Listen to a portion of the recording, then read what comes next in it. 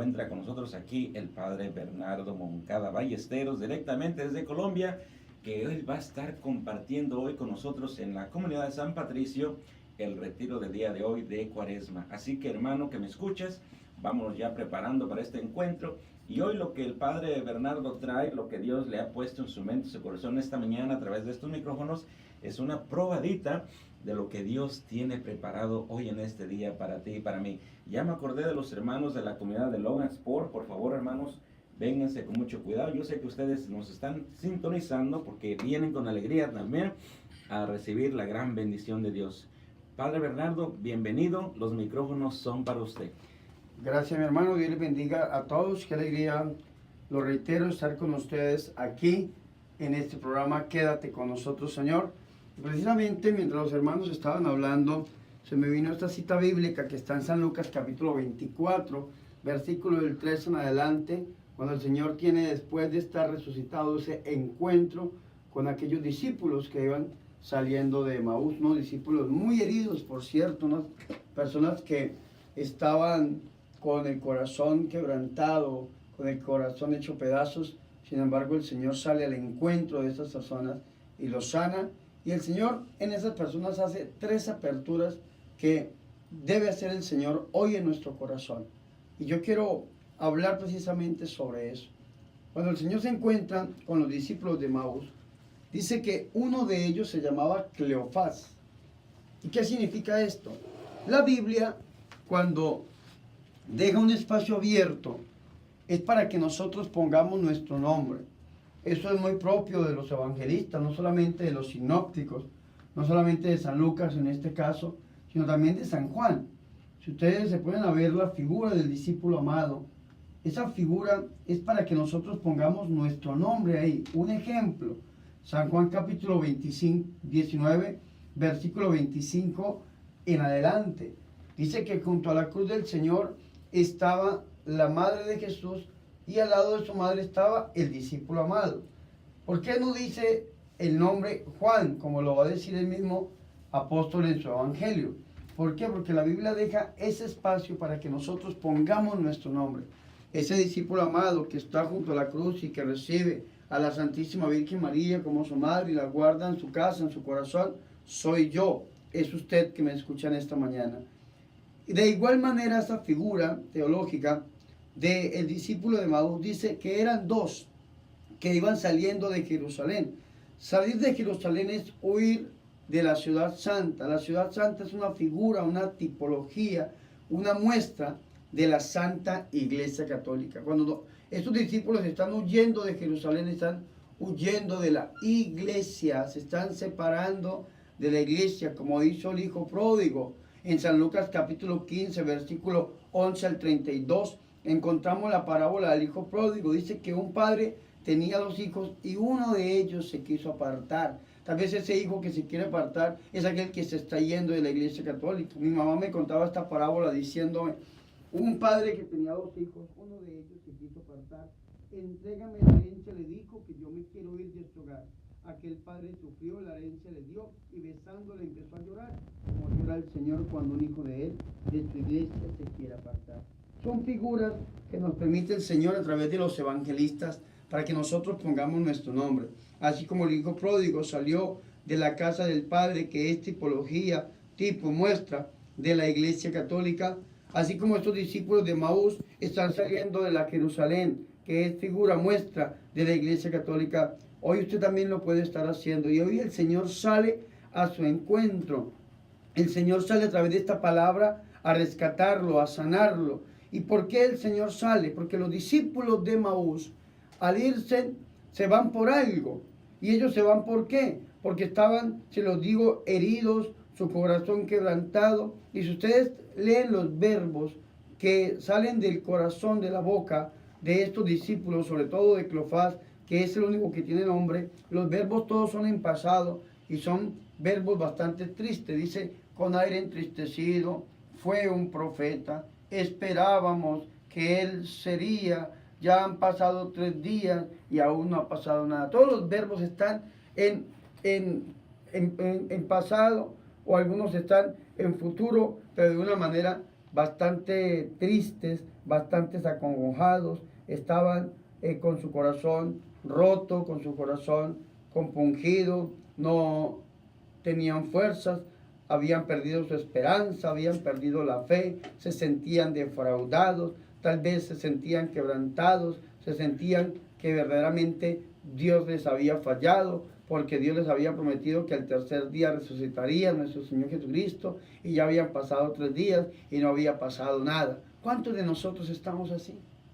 ¿Cuántos de nosotros estamos quebrantados, estamos rotos, porque alguien nos ha roto, porque nos dejaron caer, porque nos quebrantaron, porque nos hicieron, porque nos dañaron, porque hablaron, porque nos defraudaron en la iglesia, en el grupo, y entonces queremos huir de la Jerusalén, queremos huir de la iglesia católica, queremos irnos lejos, donde nadie, absolutamente nadie nos llegue, ni nos alcance, ni nos conozca, sino queremos irnos. Muchas personas se van de la iglesia, se van a cultos protestantes, muchas personas se van de la iglesia al mundo del cual salieron, y sucesivamente podemos poner una lista que no terminaría nunca. Sin embargo, vea el gesto tan tremendo de Jesucristo nuestro Señor. El Señor Jesucristo resucitado sale al encuentro de estas personas, sale al encuentro de Cleofás, y en esta mañana, se lo repito, mi hermano, mi hermana, sale al encuentro suyo a través de esta palabra. Y el Señor camina con ellos.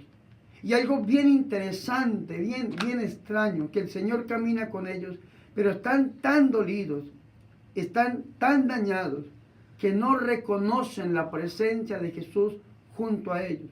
¿Cuántos de nosotros vivimos lo mismo?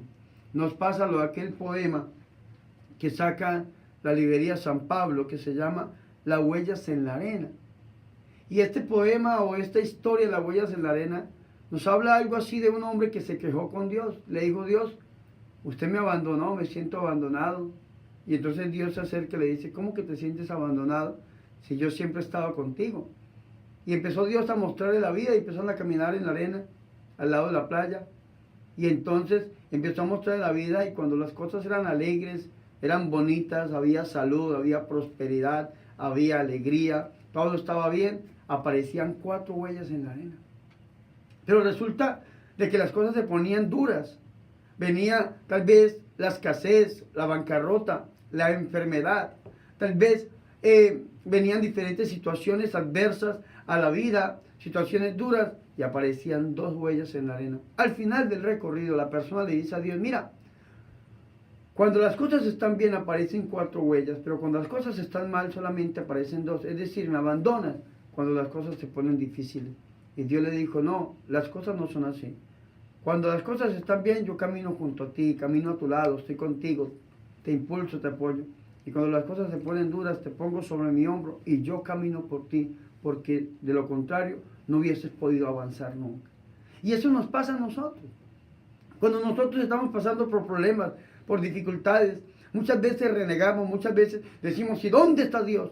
Y Dios está caminando por nosotros, porque estamos cargados en el hombro de Dios. Porque si fuera por nuestras fuerzas, no hubiésemos podido caminar nunca, no hubiésemos podido avanzar nunca. ¿Cuántas personas que no tienen fe, al no poder caminar, al no poder avanzar, sencillamente atentan contra su vida, se quitan la vida? Tuve la oportunidad de conversar con una persona aquí en Estados Unidos que se dedica a la seguridad de este país, y tuve la oportunidad de conversar, de hablar con una persona en mi país, Colombia, de Departamento de Seguridad. En ese tiempo se llamaba el DAS, hoy en día la Fiscalía General de la Nación. Y le hice una pregunta a esta persona: ¿qué día de la semana es cuando la gente más se quita la vida? Y las 2 personas, tanto de Estados Unidos como de Colombia, me dijeron: los lunes, padre. Los lunes es cuando más estadísticas de suicidio se encuentran en el mundo, cuando la gente más se quita la vida es el día lunes. Y uno se pregunta por qué. Claro, llevan una vida de trabajo, de lunes a viernes tal vez, con el estrés terrible, y llega el sábado y el domingo, hay un descanso. Y otra vez al enfrentarse el lunes contra la realidad misma que ellos viven, muchos terminan por quitarse la vida. Y algunos dicen: padre, pero eso es tan ilógico. ¿Cómo se va a quitar la vida a uno por seguir viviendo? Porque no tiene uno a Dios en el corazón. Cuando vino la bancarrota en este país, cuando este país casi quiebra hace algunos años atrás financieramente, ¿cuánta gente se quitó la vida? porque perdieron sus trocas, porque perdieron sus casas, porque perdieron sus bienes materiales y se quitaron la vida. Y lean los índices de suicidio de este país, de los Estados Unidos de Norteamérica. ¿Saben por qué? Porque solo no podemos caminar, porque solo no podemos avanzar.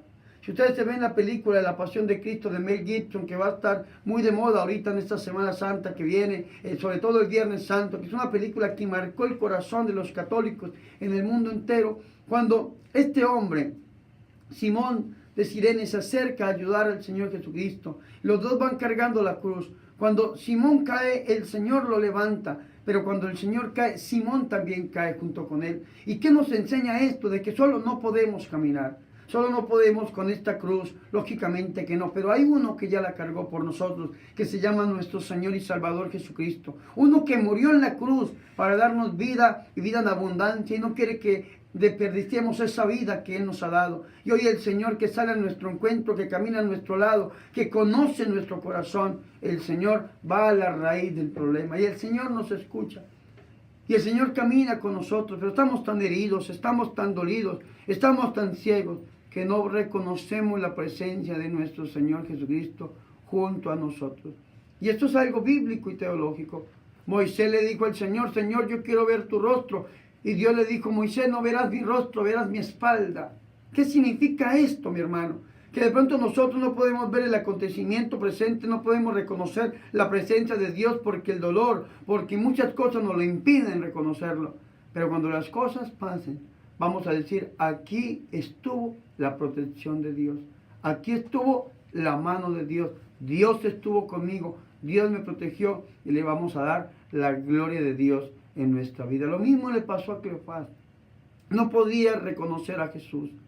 Caminaba con él, hablaba con él. Jesús iba a su lado y no podían reconocer a Jesús. Entonces el Señor Jesucristo empieza un proceso en ellos de sanación interior. Un proceso muy profundo, un proceso muy fuerte. Y el Señor hace 3 aperturas en estos discípulos.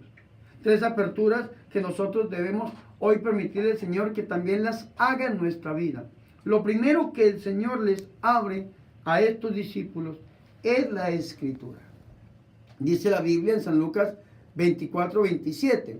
Y empezando por Moisés y continuando por todos los profetas, les explicó lo que había sobre él en todas las Escrituras. ¿Qué hace el Señor? Le abre las Escrituras. Pero le abre las Escrituras para que la entiendan no a su acomodo. Porque el problema de los discípulos de Maús es que se estaban yendo de la iglesia también porque entendían la Escritura a su acomodo. Ellos sabían que el Señor les había dicho que iba a resucitar el tercer día, que no se fueran, que estuvieran ahí orando, que estuvieran congregados en Jerusalén esperando las promesas que Dios les había dado. Sin embargo, ellos entendieron las Escrituras a su acomodo. No se aleja mucho de el texto bíblico que la Iglesia Católica nos propone este sábado cuarto de Cuaresma para la liturgia.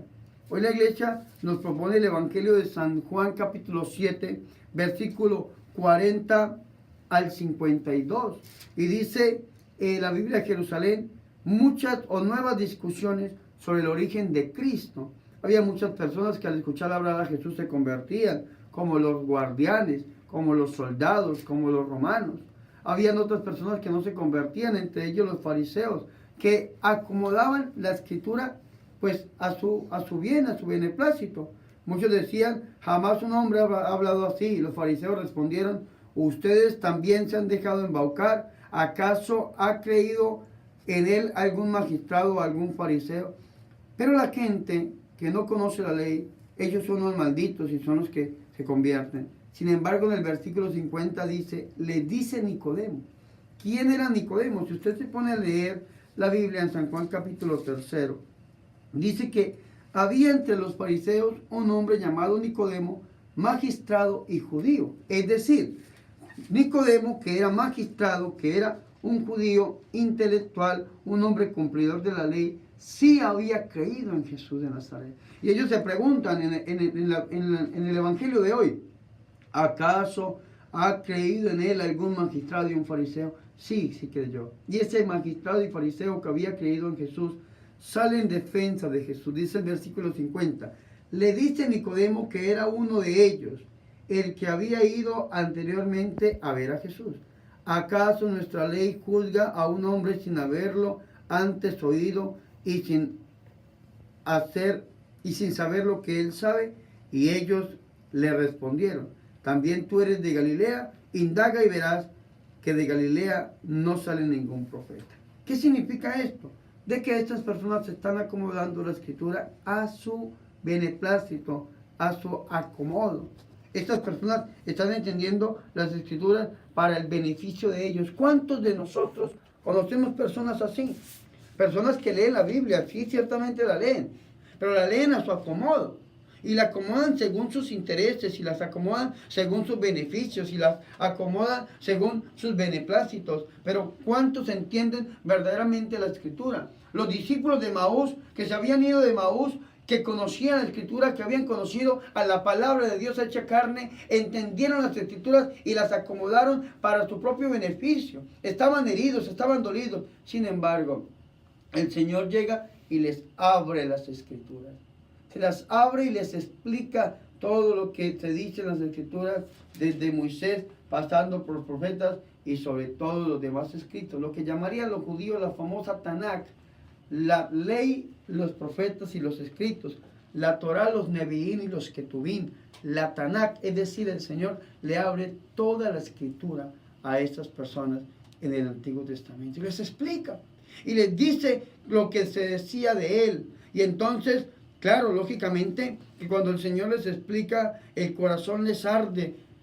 Al escuchar la palabra de Jesucristo, sus corazones ardían, y entonces dice que estas personas, después de haber recibido esas escrituras bajo la luz verdaderamente de Jesucristo, hoy en día esa luz la tiene la Iglesia Católica, recibir esta predicación de la escritura bajo la doctrina, bajo la predicación de la Santa Iglesia Católica, que es una santa católica, apostólica y romana. Esta luz nos la da a nosotros la Iglesia Católica. A mí me preguntaba una persona: padre, ¿qué me asegura a mí que yo estoy verdaderamente entendiendo la Biblia como me la predicó Jesucristo? Y yo le dije: la tradición, el magisterio. La tradición, el magisterio. La Iglesia Católica es celosa y siempre ha guardado la predicación de nuestro Señor Jesucristo bajo un solo hilo conductor, y por eso hablamos nosotros de los dogmas, de la doctrina. Por eso hablamos nosotros de que la iglesia es apostólica y que se va pasando la enseñanza de generación en generación, cuidando celosamente que lo que enseñó Jesucristo no se salga de su cauce. Lógicamente, eso es el canon. Y mucha gente, al salirse de esto, por eso es que reniegan de la doctrina, y al renegar de la doctrina, por eso es que el mismo Martín Lutero, en el año 1519, se dio un título, él mismo y para todos sus seguidores, que es protestante. ¿Por qué? Porque protestan contra la doctrina, contra la recta doctrina. Esa luz de la Biblia, del Evangelio, nos la da a nosotros la Santa Iglesia Católica. Y esa garantía, verdaderamente, de que esta palabra no se sale de cauce, nos la da a nosotros la Santa Iglesia Católica. Les abrió las Escrituras.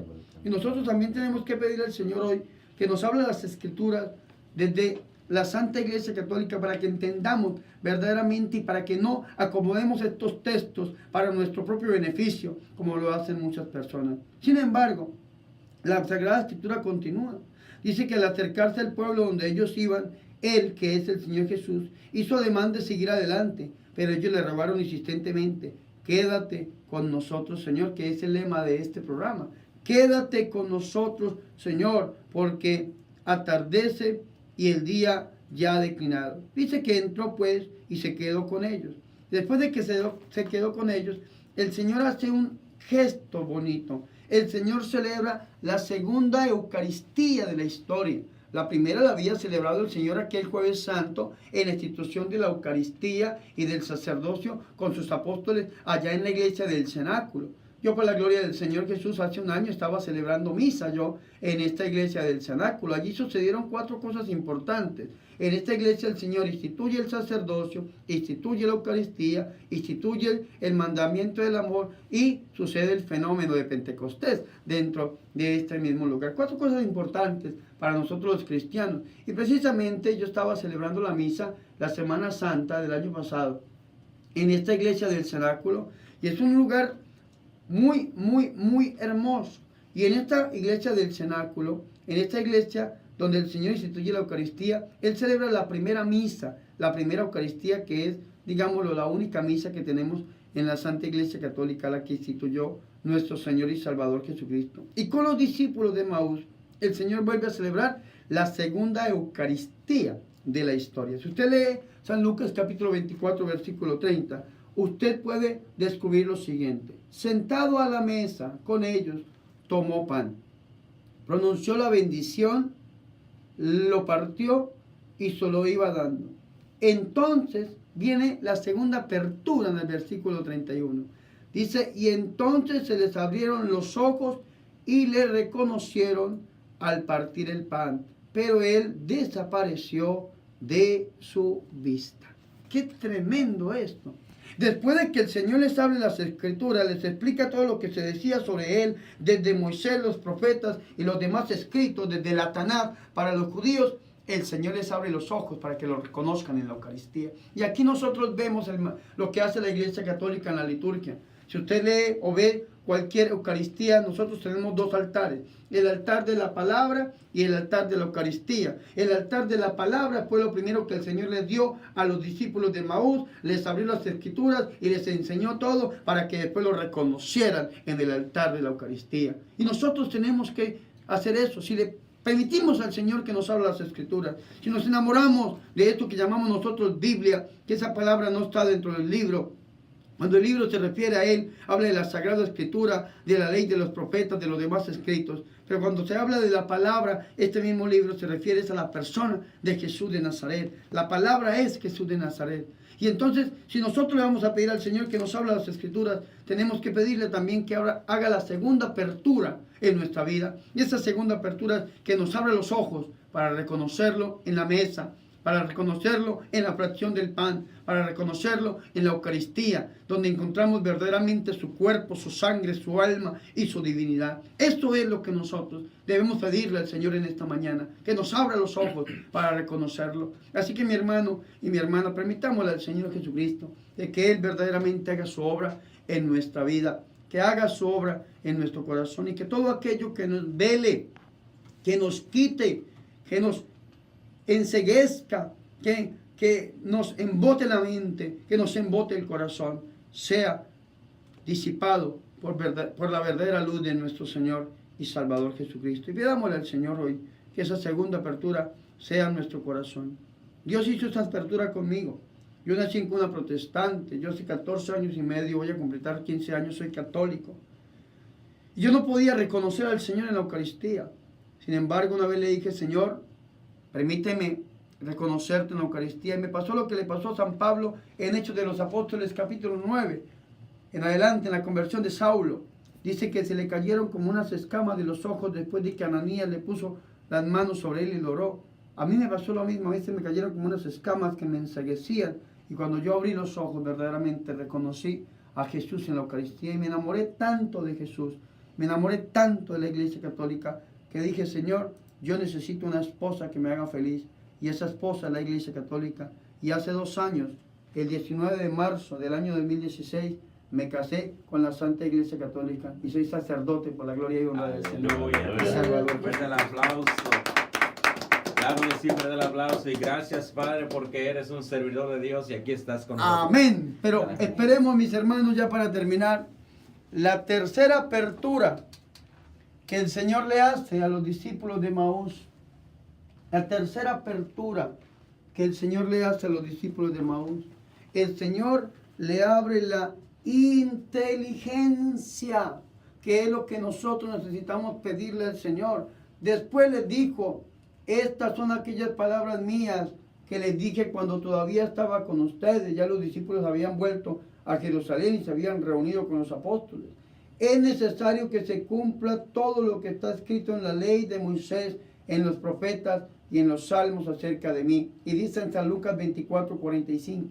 Y entonces abrió sus inteligencias para que comprendieran las Escrituras. Palabra de Dios. Eso es lo que nosotros debemos pedirle al Señor. No solamente que nos abra las Escrituras, solamente que nos abra los ojos, sino que nos abra las inteligencias para que podamos entender lo que verdaderamente se dice en la Escritura acerca de Él. Porque hay mucha gente que lee la Biblia, mucha gente que la carga bajo el brazo, pero tiene la mente embotada, no saben entenderla verdaderamente. Y cuando se lee esta Biblia a la luz de la doctrina y se le pide al Señor que se abra la inteligencia para verdaderamente entender lo que el Señor nos quiere decir, wow, suceden cosas grandes y cosas maravillosas. Y pidámosle al Señor que esas tres aperturas de la Biblia, de los ojos y la inteligencia suceda hoy en nuestra vida a través del corazón de la Virgen María, para nosotros, mis hermanos y mis hermanas, volvernos a Jesús con todo el corazón. Yo los invito hoy, tenemos el congreso en la iglesia de San Patricio aquí en Fort Wayne, Indiana. Tenemos un evento, un retiro cuaresmal desde las 9 de la mañana en adelante. Vamos a estar orando del Señor, vamos a orar por los enfermos, por los oprimidos, va a haber predicación, va a haber alabanza, donde vamos a pedir al Señor verdaderamente que lo podamos reconocer, no solamente en la predicación, no solamente en la palabra, sino en el altar, en esta hora santa que vamos a celebrar, y que salgamos de este lugar con la inteligencia abierta, con la mente despejada, para anunciar y proclamar las maravillas del Señor. Gloria al Padre, al Hijo y al Espíritu Santo. En el principio y siempre, por los siglos de los siglos. Amén. Padre, pues denos la bendición, porque yo sé que usted tiene que salir corriendo para ir allá a San Patricio, que lo están esperando. El pueblo de Dios lo está escuchando también, y bueno, que ellos también reciban la bendición de Dios. Bueno, vamos a recibir la bendición. Gracias por escucharme. Mi nombre es el Padre Bernardo Moncada Ballesteros. Soy un sacerdote colombiano que vivo en Nicaragua, en León, Nicaragua. Vengo de la diócesis a predicar este retiro, este congreso, y de igual manera, apenas se acabe mañana, con los servidores, volveré a mi diócesis a seguir evangelizando. Les pido mucha oración por mí, y me pueden buscar por YouTube como Padre Bernardo Moncada. Suscríbase a mi canal y reproduzca las predicaciones. Yo soy el primer sacerdote youtuber de la Iglesia Católica, Padre Bernardo Moncada, por YouTube. Faltan solamente como 20 suscriptores para llegar hoy a los 30,000 y poderle dar la gloria y honra del Señor Jesucristo. Amén. Ave María Purísima. Sí, El Señor esté con ustedes. Y con tu espíritu. Y la bendición de Dios Todopoderoso, Sí, Padre, Padre, Hijo y Hijo, Espíritu Espíritu Santo, Santo, descienda sobre ustedes a través del corazón de la Virgen María y los acompañe siempre. Así sea. Padre, muchísimas gracias. Dios te bendiga. Hermanos, vamos a otra hermosa alabanza y regresamos con ustedes.